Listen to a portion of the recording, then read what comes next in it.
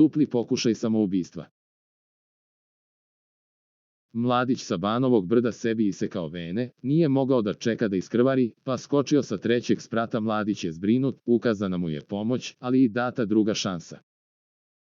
Dramatičan pokušaj samoubistva odigrao se sinoć u Beogradu kada je mladić, 25, na Banom brdu odlučio da sebi oduzme život.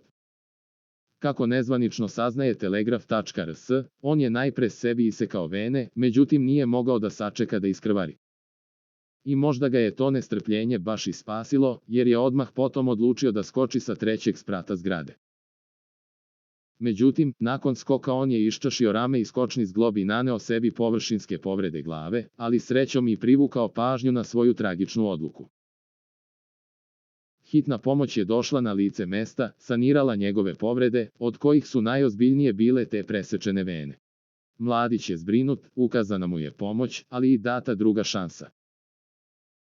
Za najnovije vesti iz zemlje i sveta kliknite subscribe, like i zvonce svaki dan. Najnovije vesti, zato nas zapratite.